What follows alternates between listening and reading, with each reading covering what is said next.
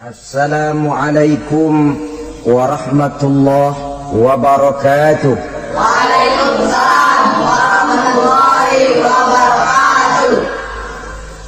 Alhamdulillah wassalatu wassalamu ala sayyidina Rasulillah sayyidina wa maulana Muhammad ibn Abdullah wa ala alihi wa sahbihi wa mawalah.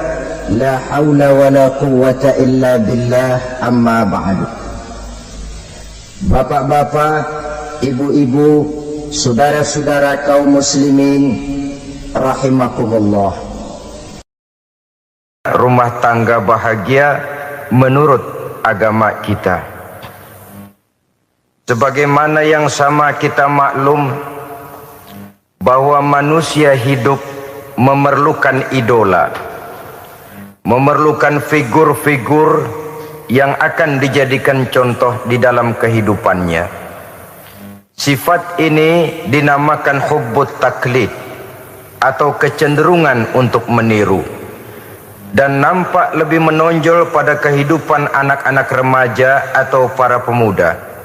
Siapa yang menjadi idolanya, siapa yang menjadi sentral figur dalam kehidupannya, itulah yang akan dijadikannya sebagai contoh. Kalau idolanya adalah Mick Jagger misalnya, maka tentu yang akan dicontohnya adalah Mick Jagger. Mulai gaya rambutnya, gaya pakaiannya, sampai kepada gaya jalan dan hidupnya. Soal pantas atau tidak pantas urusan nomor 16.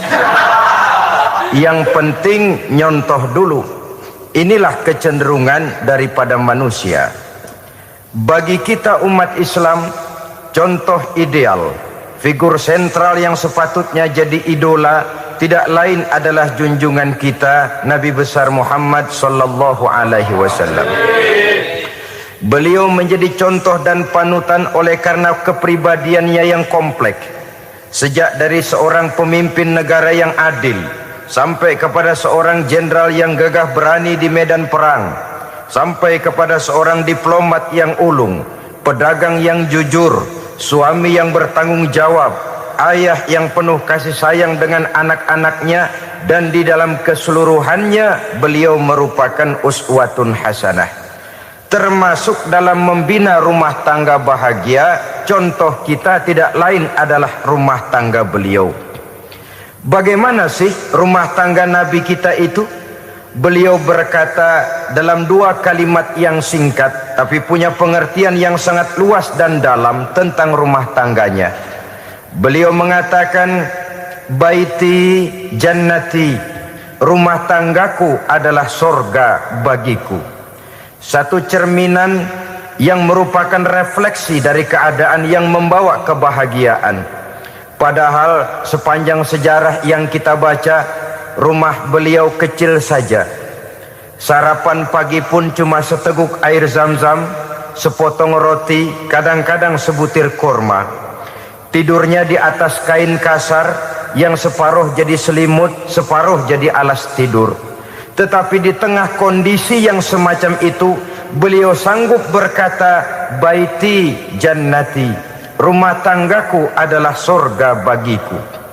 Kenapa kita yang hidup di zaman sekarang, di mana fasilitas sesungguhnya serba lebih menunjang untuk berkata semacam itu, malah kita berkata sebaliknya, baiti nari, rumahku adalah laksana neraka bagiku. Padahal kalau dilihat, rumahnya pun kadang-kadang bertingkat, kendaraan serba berkilat, uang banyak berlipat-lipat, istri pun tak kurang cantik memikat, kadang-kadang jumlahnya 4. Tapi tiap hari kiamat tidak ada ketenangan dan ketentraman di rumah tangga. Saudara hadirin kaum muslimin rahimakumullah, mengapa Rasul sampai mengatakan baiti jannati, rumahku adalah laksana surga bagiku? Inilah pokok pembicaraan kita pada pertemuan kali ini.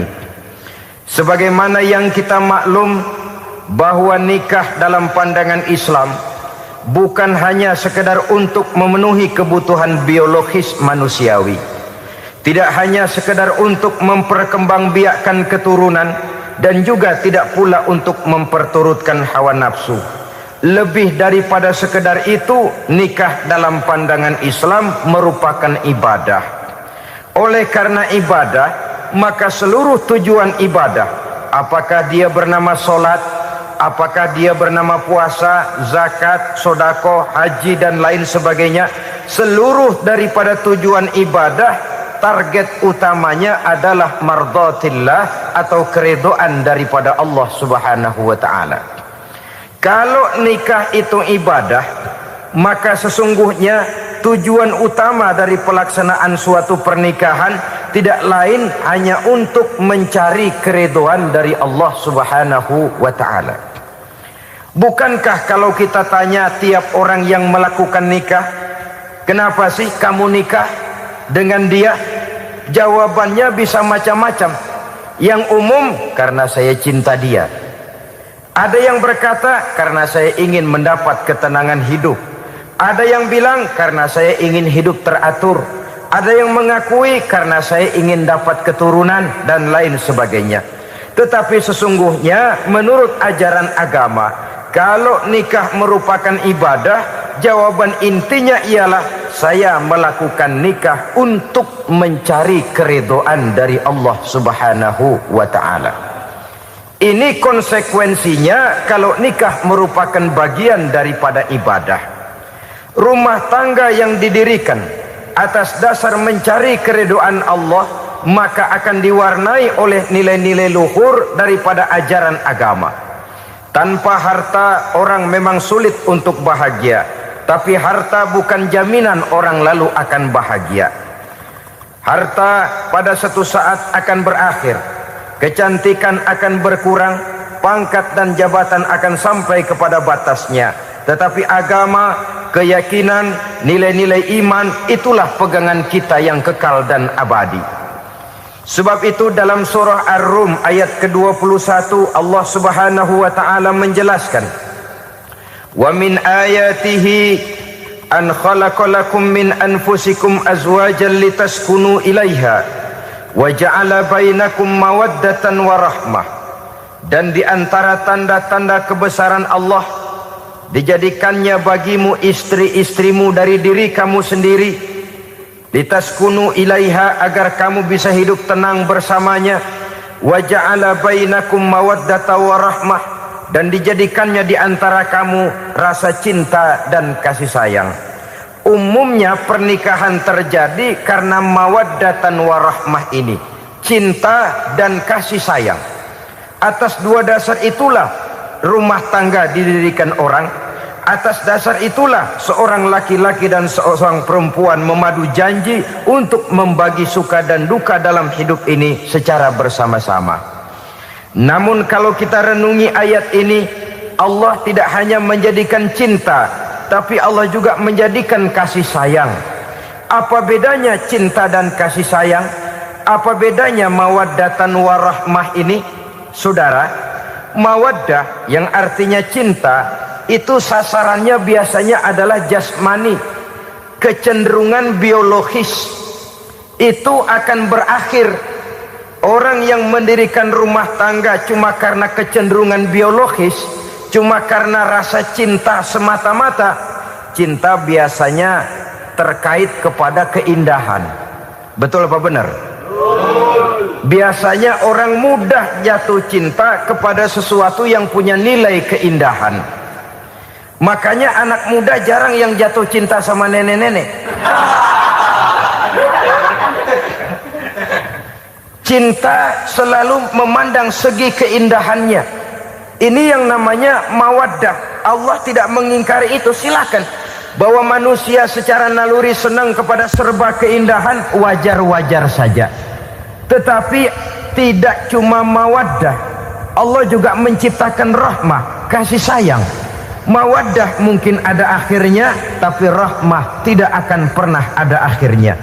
Kalau mawaddah adalah berkecenderungan kepada biologis, jasmaniah, maka rahmah kecenderungan kepada nilai-nilai rohani, kepribadian, kejiwaan dan lain sebagainya.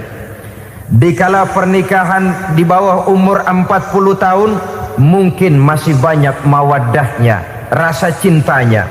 Tapi 40 bahkan 50 tahun ke atas, rasanya orang berumah tangga kalau sudah 50 tahun ke atas itu lebih banyak kasih sayangnya ketimbang cinta-cintaannya. Kalau satu rumah tangga hanya didirikan atas dasar mawaddah saja, atas dasar cinta saja, padahal cinta itu terpaut kepada hal-hal keindahan, keindahan satu saat akan menurun. Ya tentu sebagaimana yang kita maklum bersama-sama, belum punya anak memang cantik. Sudah punya anak, kecantikan mulai menurun. Punya anak 2, kulit mulai mengkerut. Punya anak 3, onderdil mulai dol. Punya anak 4, apalagi tidak pandai merawat diri, persis dompet tanggung bulan. Kalau rumah tangga didasarkan kepada rupa yang cantik saja, cinta akan bisa berpindah, paling tidak akan berkurang nilainya. Sebab itu Allah tidak hanya menyediakan mawaddah, warahmah, dijadikannya di hatimu itu tidak cuma sekedar cinta, tapi juga kasih sayang. Nah, kasih sayang inilah apabila berakar dan berurat dari nilai-nilai keagamaan yang akan menopang jalinan rumah tangga bahagia. Mengukuhkan usaha untuk mencapai mardotillah atau keridhaan daripada Allah Subhanahu wa ta'ala. Dengan demikian berumah tangga bukan tujuan. Ini kalau kita lihat dari segi agama. Berumah tangga cuma alat untuk mencapai mardotillah, keridhaan daripada Allah. Seorang suami yang pergi pagi pulang sore peras keringat banting tulang mencari nafkah untuk menghidupi keluarganya, kalau niatnya untuk mardotillah maka pergi usahanya adalah ibadah. Sementara si suami pergi berusaha, istri di rumah mendoakan suaminya, itu juga merupakan bagian daripada ibadah. Marilah kita biasakan membina satu rumah tangga untuk mencapai keridhaan daripada Allah Subhanahu wa ta'ala. Ini motif dasarnya. Karena itu Rasul Anas bin Malik pernah bercerita, bertahun-tahun saya membantu di rumah tangga Rasul. Selama tahun-tahun yang panjang saya membantu di rumah tangga beliau itu, kata Anas bin Malik, belum pernah kok saya mendengar kata-kata kasar, keras, membentak-bentak. Belum pernah saya melihat ada piring terbang, sandal melayang, ada penggorengan nitir di atas. Belum pernah, padahal tahun-tahun yang panjang sudah saya lalui. Itu rumah tangga Rasul. Istrinya lebih dari 1, tapi tenang, ayem, adem. Walaupun gosip selalu ada. Ini loh ya, namanya hidup berumah tangga. Jangankan rumah tangga kita manusia biasa, rumah tangga Rasul pun tidak luput dari gosip yang kita kenal dengan hadisul ifki itu. Itu sampai tercatat dalam sejarah. Tetapi yang jelas dengan istri yang lebih dari 1, rumah tangganya tenang, tentram, adem. Kita di rumah tangga istri 1, seminggu 7 hari, berantemnya 6 hari. Cuma 1 hari gencatan senjata. Saudara hadirin yang saya muliakan, kalau tujuan rumah tangga adalah mardotillah, apa ciri dari suami istri yang menegakkan rumah tangga untuk mencapai ridho Allah itu? Pertama, sepasang suami istri yang membina rumah tangga semata-mata untuk mencapai keridhaan Allah, cirinya yang pertama, bersyukur apabila beroleh nikmat. Ini ciri yang pertama. Bersyukur kepada Allah, kepada sesama berterima kasih. Suami berterima kasih kepada istri, bertahun-tahun didampingi hidupnya, dicucinya pakaiannya, dimasaknya makanannya, tidak istri mengeluh walau hidup lebih banyak kurangnya daripada cukupnya. Suami pandai berterima kasih kepada istrinya, sementara istri pun bisa berterima kasih kepada suaminya. Bertahun-tahun suami peras keringat banting tulang mencari nafkah, menjadi palang dada terdepan apabila ada masalah-masalah yang besar. Kedua-duanya lalu punya timbangan. Nah inilah ya, saya pesan kepada suami, kepada para suami, kepada para istri, supaya di rumah ada timbangan. Perlunya apa? Kalau pada satu saat istri kita salah, suami cepat-cepat ambil timbangan, lalu ditimbang mana yang lebih berat, salahnya atau dosanya, benarnya atau kesalahannya. Ini istri saya jasanya begini, lalu jasanya begini, salahnya ini, mana yang lebih besar, jasanya atau salahnya? Dengan adanya timbangan, maka keputusan akan objektif. Tapi kalau timbangannya emosi, salah sedikit saja sudah main bentak, main usir, akhirnya keputusan akan mendatangkan kerugian. Sebaliknya, kalau suami yang salah, istri ambil timbangan, ditimbang mana lebih besar, jasanya atau salahnya. Jangan sampai nanti terjadi pepatah, panas setahun habis dihapus oleh hujan satu hari. Jasa istri yang puluhan tahun hapus oleh kesalahannya yang sedikit, atau jasa suami yang bertahun-tahun hapus oleh kesalahannya yang sebenarnya tidak seberapa. Akibat apa itu terjadi? Karena tidak adanya timbangan. Dari rasa bersyukur dan dari rasa berterima kasih ini, saudara-saudara, akan timbullah sifat saling menghargai. Suami menghargai istri, istri pun menghargai suami. Istiqomah, dikasih uang 5.000 senyum, dikasih uang 500 senyum. Itu namanya istri yang pandai bersyukur. Kalau tidak, 5.000 nyengir, 500 manyun. Tahu manyun? Kayak bemok nyari setoran, monyong saja. Ada sikap istiqomah di dalam membina kehidupan berumah tangga ini. Lalu mengerti posisi suami, ini termasuk tanda berterima kasih. Suami saya itu kerjanya apa, golongannya apa, gajinya sebulan berapa. Atas dasar itu lalu istri menjadi istri yang tahu diri. Walaupun suami harus menyenangkan istri, istri pun hendaknya nimbang, tahu batas kemampuan suami. Kemauan mungkin tidak terbatas, tapi kemampuan sangat terbatas. Kalau suami pegawai kecil, ya mintalah yang kecil-kecil. Kalau suami pegawai rendah, mintalah yang sesuai dengan kemampuannya. Jangan suami gajinya cuma 50.000 sebulan, istri menuntut minta dibeliin gelang yang kayak pelek beca. Tentu sudah overacting namanya. Saudara hadirin yang saya muliakan, kunci awalnya bersyukur kepada Allah. Kalau sudah bisa berterima kasih kepada manusia, hati ini akan mudah bersyukur kepada Allah. Rumah tangga yang pandai bersyukur, berapapun kecilnya nikmat, bukan kecilnya yang dia lihat, tapi karunia Allah yang dinilai. Sehingga dari rasa berterima kasih kepada manusia akan timbullah rasa syukur kehadirat Allah Subhanahu wa ta'ala. Itu yang sering diistilahkan orang, kalau dia punya mobil, dia berkata alhamdulillah kita punya mobil, tetangga kita cuman punya motor. Kalau dia punya motor, syukur kita punya motor, tetangga kita cuman punya sepeda, kemana-mana kekejek melulu. Kalau dia punya sepeda, alhamdulillah punya sepeda, tetangga kita sebelah nggak punya apa-apa, kemana jalan kaki saja. Kalau dia jalan kaki, alhamdulillah kita masih bisa jalan. Tetangga kita sebelah lumpuh bertahun-tahun nggak kemana-mana. Kalau dia lumpuh, alhamdulillah kita masih hidup. Tetangga kita kemarin mati nggak balik lagi.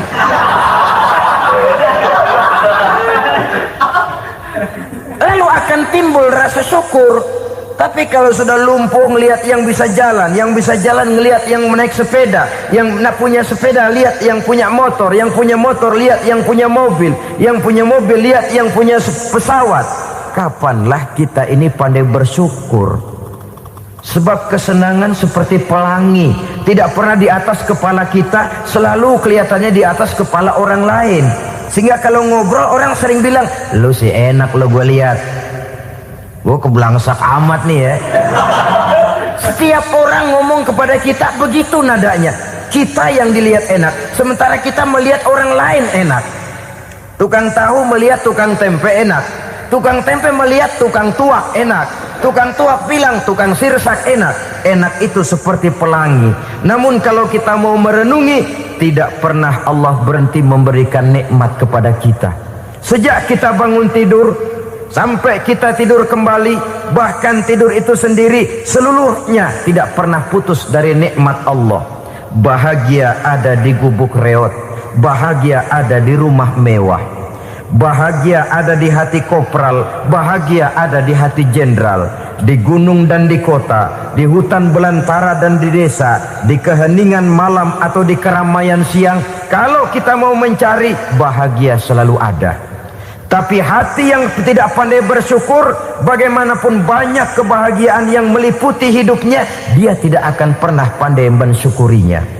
Maka berterima kasihlah kepada istri, berterima kasihlah kepada suami, bersyukurlah kehadirat Allah Subhanahu wa ta'ala.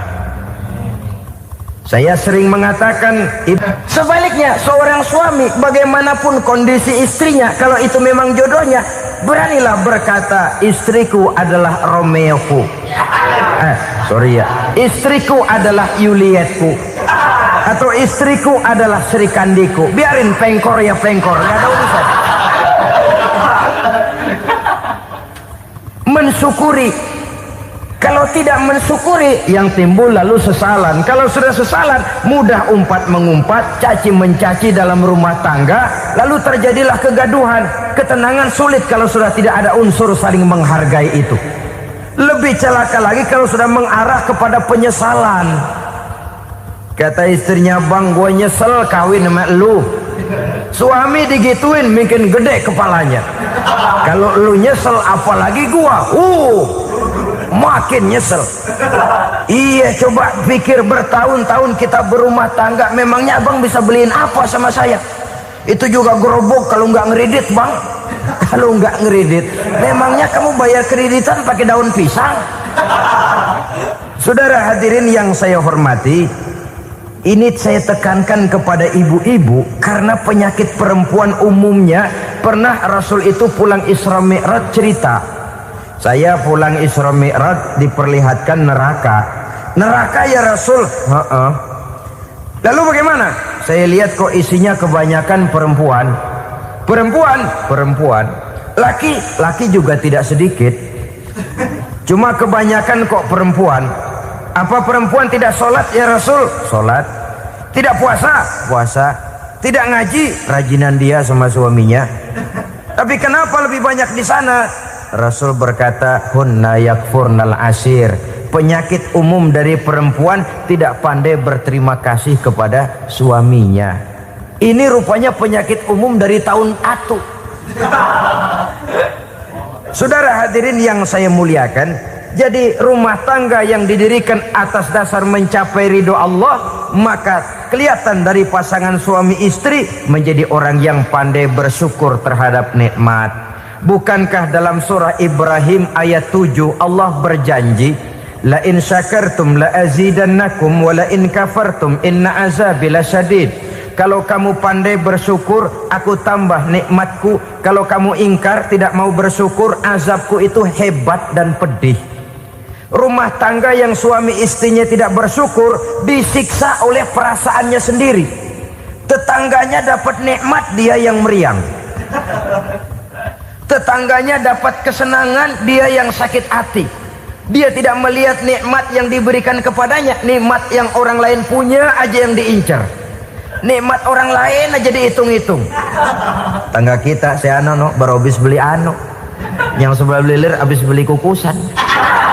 Cuma sekedar kukusan saja. Orang lain beli apa-apa jadi bahan diskusi di rumahnya. Orang lain saja yang diusut. Timbul dendam kesumatnya, timbul hasutnya. Dia tidak bersyukur dengan nikmat yang ada dalam rumah tangganya. isi rumah tangga semacam itu disiksa oleh perasaan hasutnya sendiri. Jauh dari kebahagiaan, kering hatinya, miskin jiwanya, merana batinnya. Kalau sudah ke sana, jauhlah rumah tangga dari pantulan sinar kebahagiaan. Saudara-saudara, kita lihat rumah tangga Rasul. Dari rumah yang kecil, dari tempat tidur yang sarapnya kain kasar, separuh jadi selimut lagi, keluar ucapan baiti jannati. Kenapa? Beliau orang yang pandai bersyukur kepada Allah, bisa berterima kasih kepada istri-istrinya, dan istrinya pun pandai berterima kasih kepada Rasul dan bersyukur kehadirat Allah Subhanahu wa taala. Maka nikmat lalu bertambah. Makin kita syukuri nikmat, makin tambah itu. La azidannakum, janji Allah, pasti aku tambah nikmatku kepadamu jikalau kamu pandai mensyukurinya. Tapi kalau kamu ingkar, tidak pandai bersyukur, awas, nikmat bisa berubah menjadi azab kalau kita tidak pandai-pandai mensyukurinya. Jadi cirinya yang pertama, rumah tangga bahagia itu apabila suami istri pandai bersyukur terhadap nikmat yang diberikan oleh Allah Subhanahu wa taala. Satu. Cirinya yang kedua, rumah tangga yang berdasarkan untuk mardotillah, mencapai keredoan Allah, sabar apabila mendapat cobaan. Namanya orang berumah tangga itu persis berlayar di lautan. Suami istri adalah dua orang yang memegang kemudi. Kalau berlayar ombak tenang, angin bertiup sepoi-sepoi basah, lalu bila malam datang bulan bersinar, bintang gemintang gemerlapan, berlayar memang nikmat. Tapi satu saat angin puting beliung bertiup, gelombang menggunung, halilintar menyambar, kemudian petir berkilat. Kalau pada saat itu suami mau ngalor, istri mau ngidul, alamat perahu patah di tengah jalan, kandas di lautan sebelum sampai ke pantai yang akan ditujunya. Oleh karenanya perlu kekompakan. Maka sejak awal seharusnya dalam akan membina rumah tangga yang bahagia itu lebih baik bicara yang pahit-pahit saja, supaya terjadi kesamaan langkah apabila menghadapi kesulitan dan cobaan. Sabar apabila mendapat cobaan. Rumah tangga seperti kapal di lautan tadi tidak akan sunyi dari hantaman gelombang, tidak akan sepi dari tiupan angin topan, dari kilatan petir, dari sambaran halilintar.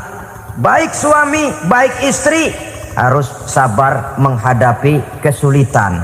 Kadang kesulitan dari segi ekonomi, kadang kesulitan dari segi mengarahkan dan mendidik anak-anak, kadang kesulitan karena banyak orang yang hasut dengan kita, kadang kesulitan berbagai macam lah yang menyebabkan kesulitan. Rumah tangga yang bertujuan mencapai ridho Allah sabar menghadapi segala macam kesulitan. Saudara-saudara kaum muslimin rahimakumullah, kesulitan adalah bagian daripada perjalanan hidup. Siapa orangnya yang tidak pernah menemukan kesulitan dalam kehidupan? Rasanya hampir tidak ada. Dan memang kesulitan bukan untuk ditakuti. Kesulitan justru untuk diatasi, dicarikan jalan keluarnya. Begitulah suami istri yang bertujuan mencari ridho Allah. Manakala suami berada dalam kesulitan, istri mencarikan jalan keluar atau berusaha memberikan jalan keluar. Sebaliknya, manakala istri dalam kesulitan, suami bisa mencarikan jalan keluarnya. Sabar dalam menghadapi segala macam kesulitan. Dalam surah Luqman ayat 17, Allah Subhanahu wa taala berfirman, "Wasbir 'ala ma asabak, inna dzalika min azmil umur." Dan bersabarlah terhadap apapun yang menimpa kamu. Bersabarlah terhadap segala kesulitan yang kamu hadapi, karena sesungguhnya yang demikian itu merupakan sebagian dari perkara-perkara yang telah ditetapkan oleh Allah Subhanahu wa taala. Saudara-saudara kaum muslimin yang berbahagia, kunci sabar sesungguhnya terletak pada keyakinan bahwa segala sesuatu berasal dari Allah dan segalanya akan kembali kepada Allah Subhanahu wa ta'ala. Rumah tangga yang sabar di dalam menghadapi kesulitan-kesulitan biasanya akan lebih mudah mencari jalan keluar. Tapi kalau sedikit kesulitan datang, kita tertimpa oleh kepanikan, oleh kegelisahan, dan oleh ketakutan yang tidak beralasan, maka kesulitan itu bukan saja tidak dapat diatasi, malah rasanya akan menjadi semakin besar di dalam kehidupan kita. Tidak ada rumah tangga yang tidak pernah berhadapan dengan kesulitan, bagaimanapun besarnya rumah tangga itu. Itulah sebabnya kita memerlukan orang lain. Hidup berumah tangga itu seperti orang punya mata. Kalau mata kita kelilipan, kalau mata orang lain kelilipan, gampang kita tiup. Tapi kalau mata kita sendiri yang kena kelilipan, tentu kita memerlukan orang lain untuk meniupnya. Oleh karenanya, suami istri harus saling mencarikan jalan keluarnya. Walaupun kerjanya berbeda, suaminya pergi mencari nafkah, istrinya berdoa di rumah. Kalau perlu melakukan sholat duha, mendoakan agar usaha suaminya dimudahkan, dan begitu selanjutnya. Sehingga dengan adanya kebersamaan, walaupun tidak selalu bersama-sama, maka masing-masing melaksanakan tugas dengan tenang dan merasa yang satu berbuat untuk kepentingan yang lain. Inilah cirinya yang kedua, sabar bila mendapat dan berhadapan dengan segala macam kesulitan. Kadang orang mendapat kesulitan itu berkeluh kesah. Bukan berkeluh kesah, tapi mencari jalan keluar dan mengambil hikmah yang ada di dalamnya apa. Karena bukan kemudahan, kesulitan yang membuat orang dewasa. Bukan kemudahan, tapi kesulitan yang membuat orang berpikir, dinamis, kreatif. Kalau seluruh jalan yang kita tempuh mudah saja, gampang saja, rasanya monoton kita ini. Kehilangan dinamika dalam perjuangan. Kesulitan yang membuat orang matang, kesulitan yang menempa kepribadian untuk lebih dewasa menghadapi bahtera kehidupan, membuat pandangan makin arif, wawasan makin luas, dan analisa semakin tajam. Sama saja dalam hidup. Sesungguhnya pujian sering menjadi racun, dan caci maki kalau kita tanggapi secara positif sering membuat kita makin dewasa. Jarang orang berpikir kalau dipuji, tapi baru dia merenung dan mencari diri setelah dicaci maki dan dikritik habis-habisan. Walaupun watak umum manusia senang dipuji, marah kalau dicaci maki. Biasanya kalau ketemu cewek cakep kita bilang, "Kamu cakep deh." Dia paling bilang, "Ah, abang bisa aja." Walaupun dia bilang, "Ah, abang bisa aja," hidungnya mah tetap mekar. Seneng kalau dipuji, itu kecenderungan manusia. Marah kalau dicaci maki, marah kalau dikritik. Tapi sesungguhnya pujian sering jadi racun, caci maki sering jadi obat. Orang takut minum obat karena pahitnya, padahal efeknya itu akan lebih memberikan kesehatan kepadanya. Orang takut menghadapi kritik, orang takut dan tidak ingin dicaci maki, padahal itulah yang sesungguhnya menjadi cambuk kalau tidak dia salah tanggap, menjadi sugesti yang mendorong dia lebih maju lagi. Karena memang bukan pujian, tapi caci maki dan kritik yang membuat kita makin berpikir tajam. Jadi rumah tangga yang berhadapan dengan kesulitan demi kesulitan, biasanya kalau ditanggapi dengan sabar akan makin mengokohkan fondasi rumah tangga itu sendiri.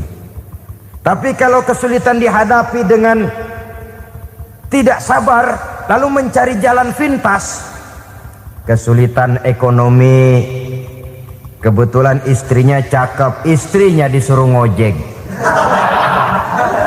Dah lo ngojek aja deh, gua nungguin setoran dah. Suami tapak di rumah. Saudara hadirin yang saya muliakan, buat sepintas memang mendatangkan materi itu, mengatasi kesulitan ekonomi. Tapi apakah bahagia? Walaupun rumah bisa jadi besar, perabotan bisa serba lebih lengkap dan ada, tapi apakah semuanya mendatangkan bahagia? Sementara suami kehilangan rasa cemburunya, dan dalam agama itu disebut dayus. Dayus, suami yang tidak punya rasa cemburu kepada istrinya. Dan orang dayus kayak begitu, haram mendapat bau sorga. Bau sorga saja tidak dapat, apalagi masuk ke dalamnya. Ya tapi juga jangan lantas mentang-mentang harus cemburu sama istri, overacting. Suaminya nawar sayuran, laki pulang ngomel, lu pacaran ya sama tukang sayur. Itu juga over, saudara-saudara. Kesulitan ekonomi diatasi dengan sabar. Sabar dalam arti berusaha dengan tidak mengambil jalan pintas, berusaha tetap berada di jalan yang diridhoi oleh Allah. Ini yang jadi problema ini rumah tangga sekarang ini, kesulitan ekonomi, di mana lapangan kerja sulit, di mana persaingan hidup tajam, sedangkan kita hidup ingin seperti orang lain.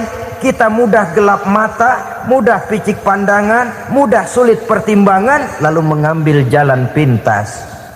Kadang menjual akidah, menjual keimanan.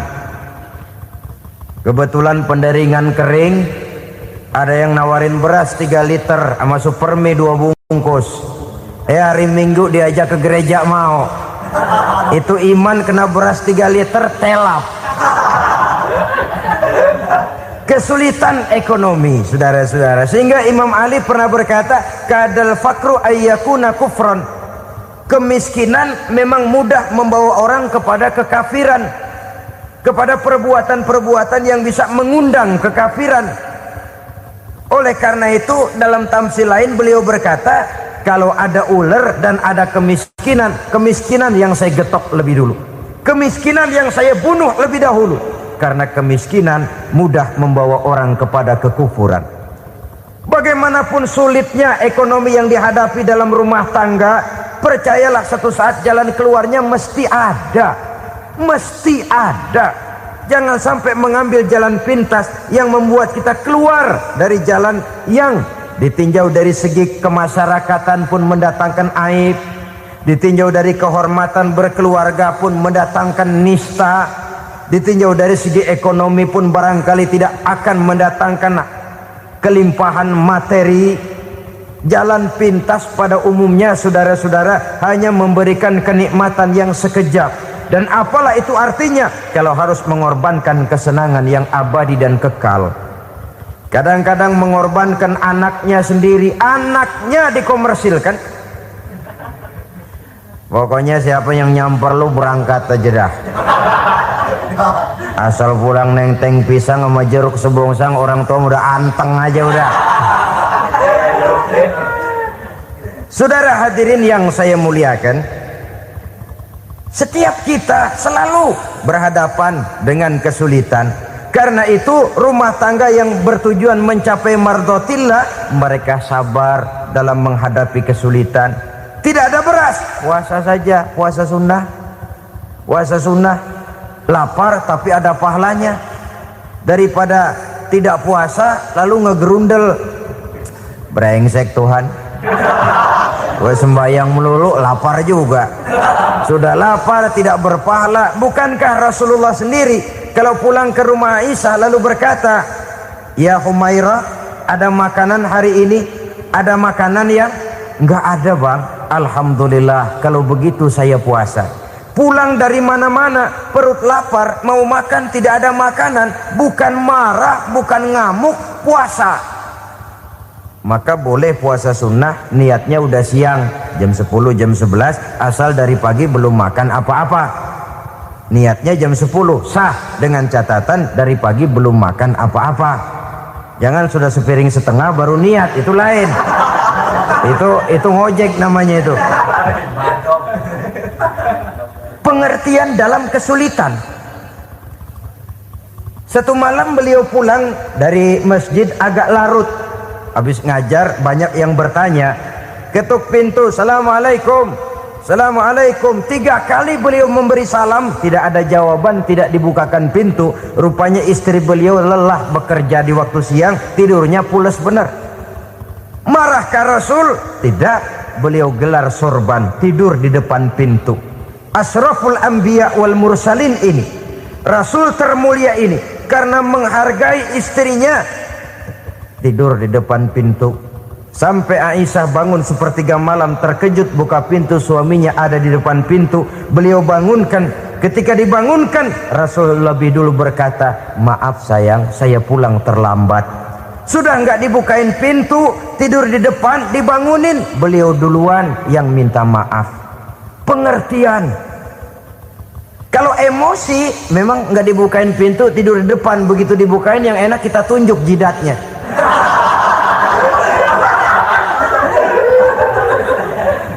Saudara hadirin yang saya muliakan, kesulitan di dalam kehidupan merupakan bagian daripada kehidupan. Bukan untuk ditakuti, tapi untuk diatasi.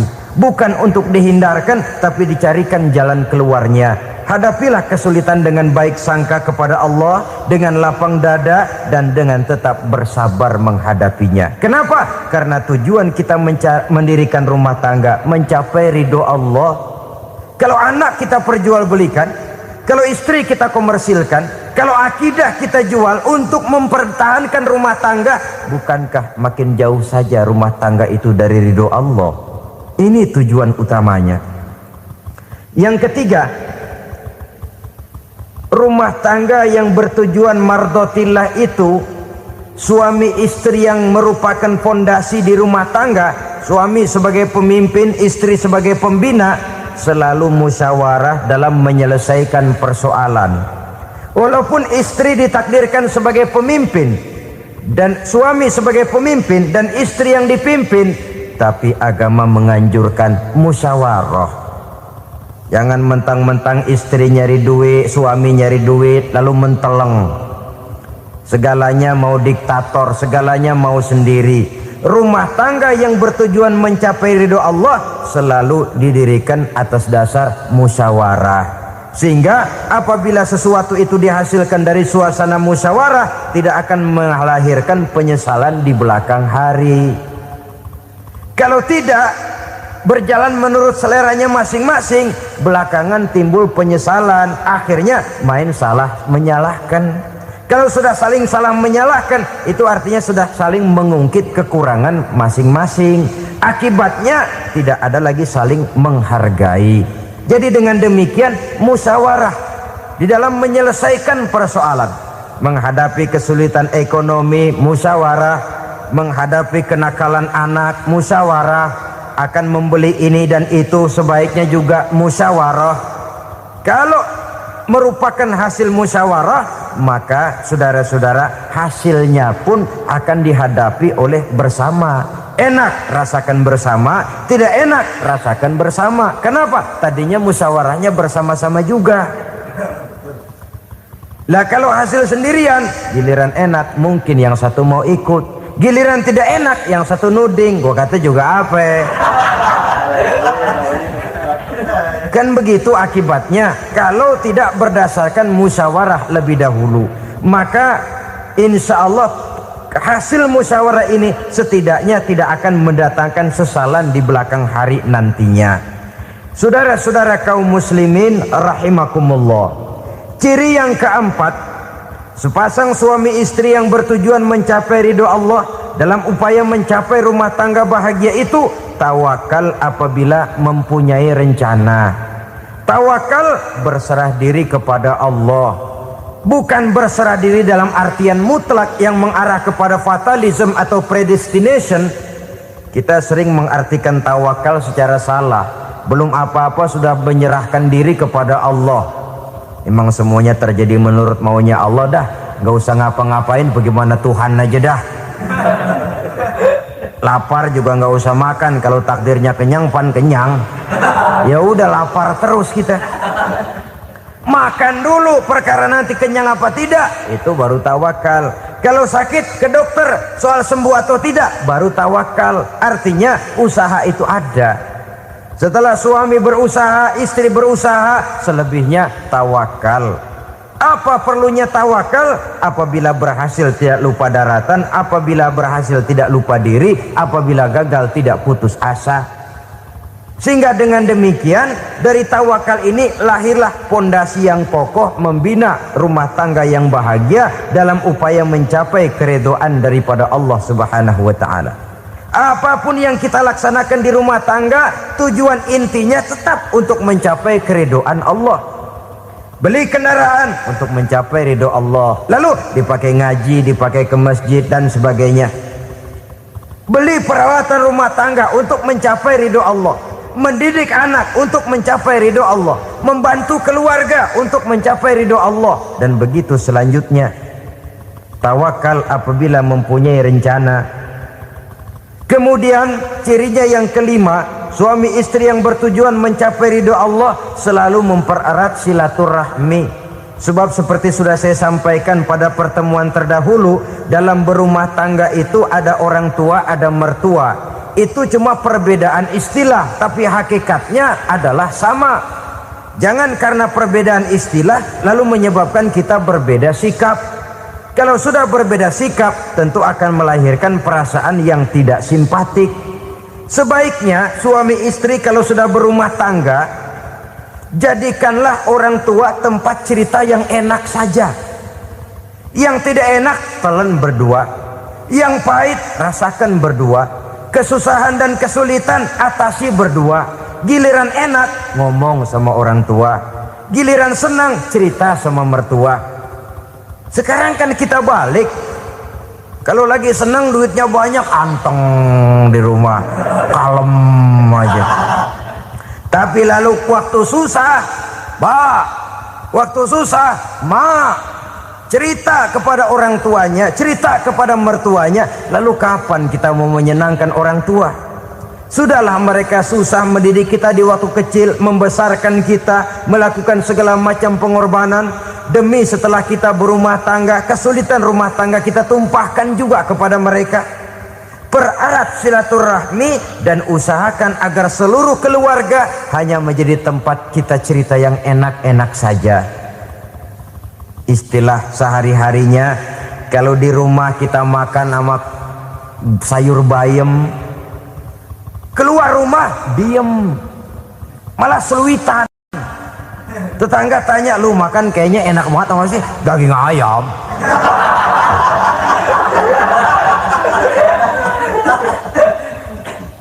Lalu tetangga kan akan berbisik, itu makannya tuh orang enak bener ya, rumah tangganya tiap hari makan sama daging ayam. Biarlah paling kurang itu jadi doa, daripada kita makan sama kangkung lalu ribut ngomel di mana-mana. Gua kesel banget sama bini gua. Di warung ceritanya lagi. Kenapa? Saban sari gue direbusin kangkung mulu. Brengsek. Di warung cerita ada RT, ada RW.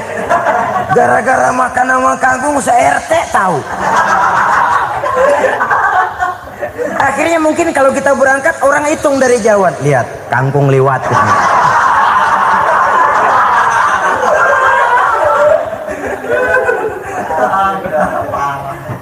Bisa menjaga yang disebut security informasi, rahasia rumah tangga. Bahkan pernah saya berikan contoh karena ingin menghargai. Suami beliin kain batik buat istrinya. Istri tahu begitu sepintas, nih kain jelek nih. Tapi karena mau menyenangkan suaminya, dia bohong. Bagaimana bu, kain yang bapak beliin? Aduh bagus bener pak, bagus sekali itu kain. Warnanya pak emang yang model begitu tuh. Tetangga kita mana ada yang pakai kain begitu pak? Ya emang nggak ada, jelek. Menghargai. Sebab kalau waktu itu si istri jujur, yang timbul sakit hati suami. Bagaimana bu kain yang saya beliin? Goblok lo. Kain begitu dibeliin di pasar juga banyak 1.400, campur odol lagi. Sudahlah suami punya niat baik, sampai rumah digoblok-goblokin, tidak ada lagi rasa saling menghargainya. Begitu pentingnya mempererat silaturahmi ini, sampai Nabi berpesan, isnani la yanzurullahu ilaihima yaumal qiyamah, qati'ur rahim wa jarus su'. Ada dua golongan manusia yang di akhirat nanti tidak akan dilihat oleh Allah, tidak akan diopeni oleh Allah, didiemin aja. Siapa mereka? Pertama, orang yang suka memutuskan silaturahmi. Yang kedua, tetangga yang jahat dengan tetangganya. Dua golongan manusia ini, pemutus silaturahmi, kemudian juga tetangga yang jahat dengan tetangganya, ini tidak akan dipandang oleh Allah di hari akhirat nanti. Jadi pererat silaturahmi, sebab kita ini zon politikan, makhluk yang bermasyarakat, yang tidak bisa hidup sendirian. Setiap kita memerlukan orang lain. Kita disebut kaya karena ada yang miskin, kita disebut alim karena ada yang awam, kita disebut berkuasa karena ada rakyat jelata. Tanpa rakyat tidak ada penguasa, tanpa yang miskin tidak ada orang kaya. Kalau tidak ada yang jelek, siapa yang bilang cakep? Karena ngimbangi. Saudara hadirin, atas dasar ini mestinya kita selalu bersyukur dalam segala posisi, tidak lalu salah terima kepada karunia yang diberikan Allah kepada kita. Saudara hadirin yang saya hormati, pererat silaturahmi, jadikan orang-orang tua kita tempat kita cerita yang enak-enak saja. Yang tidak enak, telan sendiri, usahakan sendiri, carikan jalan keluarnya sendiri. Setidaknya ya diam sajalah. Kalau belum bisa membalas budi baik orang tua, setidaknya jangan menyakiti hati orang tua kita. Sudah lelah dan payah dia mengasuh kita, membesarkan kita, merawat kita, demi setelah kita berumah tangga, seluruh kesulitan kita bawa lagi kepadanya. Karena itu buat para istri juga ini perhatian. Kalau dimarahi suami, jangan cepat-cepat pulang ke rumah orang tuanya. Nggak boleh diomelin dikit, main buntal aja. Gua pulang dah. Pulang. Sampai sana cerita habis-habisan, dikucek kejelekan suaminya. Nanti 2-3 hari balik aja lagi. Kan nggak lucu jadinya. Saudara hadirin, begitu juga suami. Mencaci maki habis istrinya, 2-3 hari baik aja lagi. Konyol, istrinya sudah dicaci maki habis-habisan, dijeleki leluhur-leluhurnya, 2-3 hari baik lagi, mesraan lagi. Kata bininya dalam hati, gua lu jelekin juga, lu pakai juga, payah.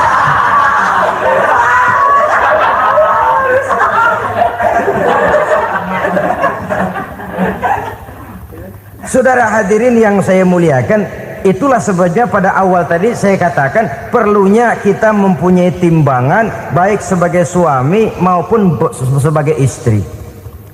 Nah, dari mempererat silaturahmi ini akan terjalin rasa kekeluargaan. Maka tradisi arisan keluarga itu bagus sesungguhnya untuk mempererat silaturahmi. Cuma celakanya bukan silaturahmi yang jadi tujuan, arisannya itu yang jadi tujuan. Akibatnya apa? Kalau belum narik mah semangat banget datang dah. Begitu udah narik aja udahan. Itu celakanya. Akhirnya silaturahminya jadi nomor 2, arisan semata-mata yang menjadi tujuan. Sesungguhnya itu bagus untuk mempererat silaturahmi. Karena kalau kita dengan kita sesama saudara sudah tidak saling mau mengenal, bagaimana dengan anak-anak kita? Bagaimana dengan cucu-cucu kita? 2-3 generasi yang akan datang tentu akan lebih saling tidak mengenal lagi. Baiklah ya, yang keenam, suami istri yang bertujuan untuk mencapai keridhaan Allah itu selalu berusaha tolong menolong di dalam kebajikan. Sebab Allah pesankan itu di dalam Al-Maidah ayat 6, wa ta'awanu 'alal birri wat taqwa wa la ta'awanu 'alal itsmi wal 'udwan. Bertolong-tolonganlah kamu di dalam kebaikan, di dalam bertakwa kepada Allah. Jangan bertolong-tolongan di dalam maksiat, di dalam dosa, dan di dalam usaha yang menimbulkan permusuhan. Kalau suami marah kepada seseorang, istri jangan ngipasin. Oh bang, yang begitu mah dibayain tuman. Udah habisin aja dah. Anak-anaknya marahin sekalian. Ngipasin. Istri kesel sama tetangganya, suami ngipasin. Emang tuh tetangga kita, hahu. Habis orang dikipasin. Ta'awanu 'alal birri wat taqwa, bertolong-tolonganlah di dalam kebaikan. Istri malas ngaji, suami mendorong, memberikan sugesti. Suami malas berusaha, istri memberikan sugesti. Saling tolong-menolong di dalam kebaikan dan takwa, dan jangan tolong-menolong dalam dosa dan permusuhan. Kata suami, "Bu, daripada kita melarat terus hidup, kita piara tuyul yuk." Kata istrinya, nah, ini sudah menyimpang bang. Bersabarlah, bagaimanapun insya Allah kita tidak akan mati kelaparan. Piara tuyul itu nanti jadi pindah akidah, merusak iman, berteman dengan setan. Apalah artinya kekayaan dan kesenangan sebentar kalau harus mengorbankan kekayaan dan kesenangan yang abadi. Ini sudah alal ismi wal udwan, sesuatu yang mengandung dosa. Saudara hadirin yang saya hormati, kemudian yang keenam, berbaik sangka. Baik suami maupun istri sama-sama saling berbaik sangka. Suami melepas istri, istri melepas suami dengan hati yang ikhlas. Suami meninggalkan istri di rumah dengan jiwa yang bersih dan rasa yang aman. Ada rasa baik sangka, dan ini modal dasar. Kalau sudah dilandasi oleh buruk sangka, tentu yang lahir nanti adalah perasaan-perasaan yang tidak baik. Akibatnya sangat tidak menguntungkan. Inilah beberapa ciri dari rumah tangga yang didirikan atas dasar mardhatillah, mencapai keridhaan dari Allah. Nanti akan menyusul tujuan berikutnya, diantaranya mendapat keturunan, diantaranya lagi mendatangkan gairah untuk lebih berusaha mencari rezeki karena sudah merasa punya tanggung jawab berupa anak dan istri. Mempererat silaturahmi. Itu cuma tujuan-tujuan sekundernya saja. Tujuan primernya kita melakukan suatu nikah untuk mencapai keridhaan dari Allah Subhanahu wa ta'ala. Silakan punya istri cantik, kaya, tapi tujuan utamanya kita membina rumah tangga untuk mencapai ridho dari Allah. Karena itu dasarnya mawaddatan warahmah. Jangan cuma cinta, tapi juga kasih sayang. Cinta, kecenderungan kepada jasmani akan berakhir, tapi kasih sayang, kecenderungan kepada rohani, makin tua malah makin erat, makin tua malah makin mesra. Sehingga kadang kita menampak kakek-kakek dan nenek-nenek lagunya kayak pengantin baru. Apa cinta-cintaan? Tidak. Bagaimana kakek-kakek sama nenek-nenek harus bilang I love you? Yang masih ada itu waktu itu mawaddah, kasih dan sayang. Itu yang akan kekal, itu yang akan abadi. Tanpa materi orang sulit untuk bahagia, tapi materi semata bukan jaminan orang untuk bahagia. Nah, ciri yang terakhir dari rumah tangga yang bertujuan mencapai ridho Allah, sinar agama kelihatan di dalamnya. Baik suami maupun istri sama-sama orang yang taat melaksanakan ajaran agama. Saudara, mudah-mudahan walaupun singkat dapat menjadi sumbangan moral dalam kita mewujudkan rumah tangga yang bahagia menurut contoh yang diberikan oleh Rasulullah Sallallahu Alaihi Wasallam. Terima kasih atas perhatian saudara. Mohon maaf atas segala kekurangan. Usikum wa nafsi bitaqwallah. Wassalamualaikum warahmatullahi wabarakatuh.